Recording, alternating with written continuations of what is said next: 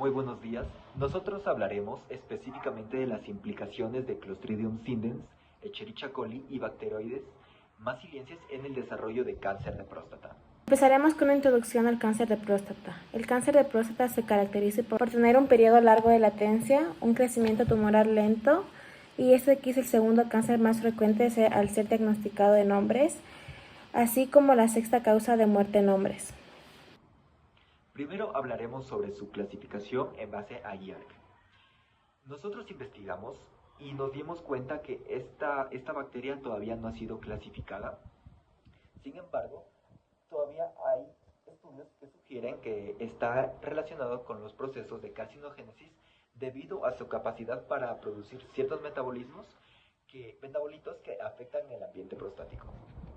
Pero hablaremos específicamente sobre las características biológicas. Listo, ahora hablaremos sobre Escherichia coli. Bueno, primero su clasificación.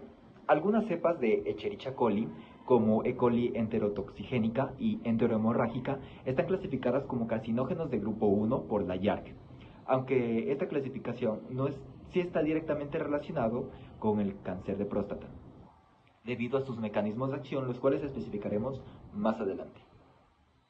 Primero, pertenece al dominio bacteria, y este es un bacilo esporulado anaerobio estricto, lo que permite sobrevivir en condiciones adversas y crecer en ausencia de oxígeno. Y además tiene la capacidad de transformar ácidos biliares primarios en secundarios y convertir glucocorticoides en andrógenos, muy importante para el proceso o procedimiento, más que todo, del cáncer. Pero en sí, hablaremos sobre sus características biológicas.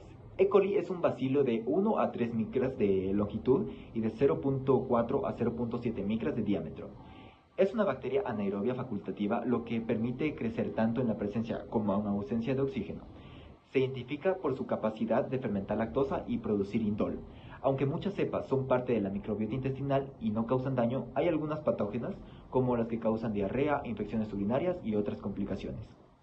En los bacteroides maciliensis tenemos que pertenece al grupo de bacteroides. Esta aquí fue aislada por primera vez en una muestra de sangre de un recién nacido en Marsella, Francia. Es un bacilo gram negativo que mide aproximadamente 3 micrómetros de longitud y 1 micrómetro de grosor. No tiene movilidad, sin embargo tiene un periodo de incubación de 1 a 2 días. Este aquí crece en una temperatura de 37 grados centígrados en condiciones anaerobias. Al ser una bacteria gram negativa, la composición de su membrana afecta al sistema inmunológico del huésped. Esta utiliza carbohidratos como fuente de carbono, el cual incluye la glucosa, fructosa, galactosa y lactosa, para así poder producir ácidos grasos de cadena corta como el ácido acético y el ácido succínico, los cuales pueden producir inflamación en el colon y por ende una reacción por la respuesta inmunológica del huésped, en caso de que la bacteria se convierta en patógena o hasta desarrolle una resistencia a antibióticos. Va a tener un efecto en la salud humana. Esta bacteria tiene un impacto importante en la regulación de ácidos biliares, lo que influye en la salud digestiva específicamente. Produce ácidos biliares secundarios que pueden inhibir el crecimiento de bacterias patógenas como Clostridium difficile. Sin embargo, el desequilibrio en la microbiota y la producción excesiva de metabolitos tóxicos puede llevar a efectos adversos como la proliferación de células malignas. Específicamente dentro de lo que son los efectos de la salud humana, va a haber algunas cepas patógenas de E. coli, las cuales pueden causar una variedad de infecciones, como diarrea grave, asociada a cepas productores de toxina Shiga, infecciones del tracto urinario y en casos más graves el síndrome hemolítico urémico, que puede llevar a la insuficiencia renal. Además, la infección crónica por E. coli en la próstata puede contribuir en la inflamación local. Un factor que... Bacteroides maciliensis es una bacteria de la microbiota intestinal que facilita la digestión de carbohidratos complejos y la producción de ácidos grasos de cadena corta, además de influir en la respuesta inmune del colon.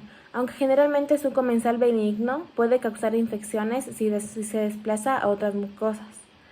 Y en personas inmunocomprometidas actúa como un patógeno oportunista, provocando abscesos intraabdominales.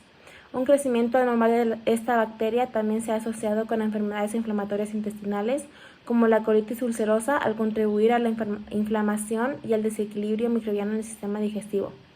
El sitio morfológico donde se desarrolla el cáncer Bueno, el cáncer relacionado con la actividad de esta bacteria se desarrolla principalmente en la glándula prostática. Aunque la conversión de glucocorticoides en andrógenos ocurre en el intestino, sus efectos se manifiestan en la próstata, donde los niveles elevados de andrógeno promueven la proliferación celular. También va a tener un sitio morfológico donde se puede desarrollar. E. coli puede afectar principalmente el tracto urinario y próstata. Las afecciones crónicas en la próstata generan inflamación, lo que puede contribuir a la proliferación descontrolada de células y al desarrollo de cáncer prostático. Bacteroides maziliensis, esta causa una infección bacteriana en el tracto intestinal, el cual aumenta la neoplasia intraepitelial prostática y por ende un carcinoma microinvasivo, dando una inflamación del intestino, así como un intestino irritable y obesidad. Bueno, pero ¿cómo es el mecanismo de exposición? Este de aquí está asociado al uso de antibióticos. Se ha confirmado que el uso de estos promueve el crecimiento de esta bacteria, que inducen a una disbiosis. Y esta disbiosis reduce lo que es la competencia de la microbiota normal y favorece la proliferación de bacterias patógenas.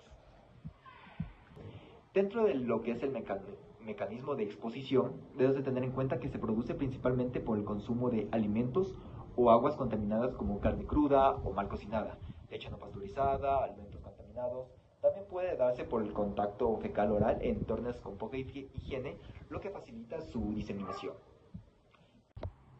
Bueno, ahora hablaremos específicamente del mecanismo de acción en la generación del cáncer.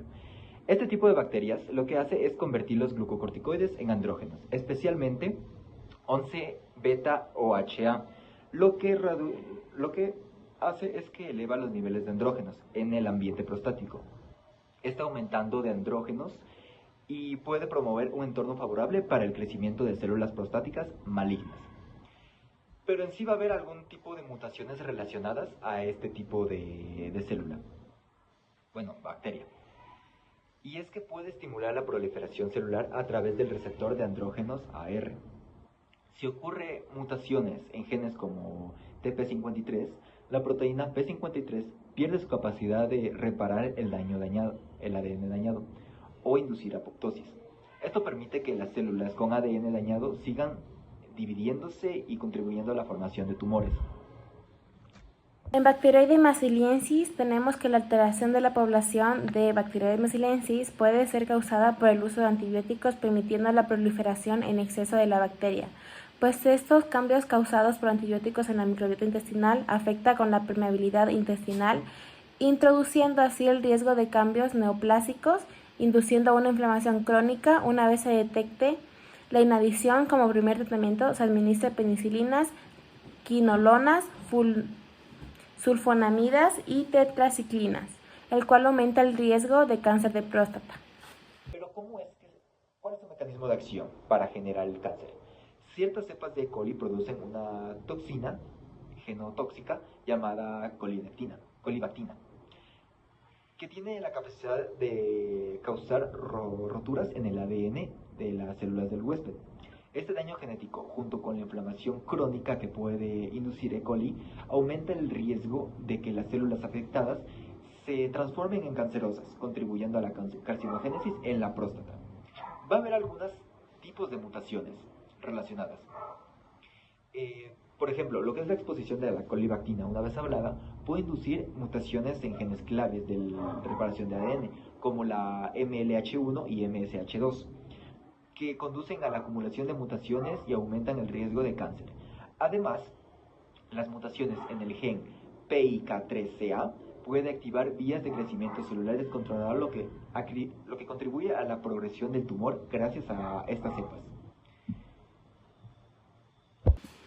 El mecanismo de acción principal de Bacteroides maziliensis está relacionado con estrobiomas funcionales. Este afecta de diferentes maneras, pues es un gen bacteriano entérico, el cual es capaz de metabolizar el estrógeno, y su alteración afecta en las B-glucuronidasas y las beta-glucuronidos, que son principales en el metabolismo del estrógeno. Por ende, en caso de haber una falla en esto, se presenta una elevación en niveles de estrógeno, el cual activa a los hidrocarburos aromáticos policíclicos. lo cual implica la formación de metabolitos carcinógenos, epóxidos de diol y cationes radicales. Bueno, ahora hablaremos específicamente del mecanismo de acción en la generación del cáncer. Este tipo de bacterias lo que hace es convertir los glucocorticoides en andrógenos, especialmente 11-beta-OHA, lo que hace es que eleva los niveles de andrógenos en el ambiente prostático. Está aumentando de andrógenos y puede promover un entorno favorable para el crecimiento de células prostáticas malignas. Pero en sí va a haber algún tipo de mutaciones relacionadas a este tipo de célula. Bueno, bacteria.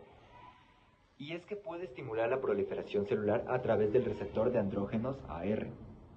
Si ocurre mutaciones en genes como TP53, la proteína P53 pierde su capacidad de reparar el ADN dañado, o inducir apoptosis. Esto permite que las células con ADN dañado sigan dividiéndose y contribuyendo a la formación de tumores. Bacteroides masiliensis. Se explica que el estrógeno puede promover la carcinogénesis al activar hidrocarburos aromáticos policíclicos, lo cual conduce a la formación de metabolitos carcinógenos como epóxidos de diol, cationes y radicales. Estos compuestos pueden reaccionar con el ADN y causar mutaciones, los cuales favorecen al desarrollo del cáncer. El daño al ADN es causado por inflamación. Este de aquí se da por especies reactivas de oxígeno y nitrógeno que son liberadas por las células inmunitarias, lo cual puede dañar directamente las células y el ADN.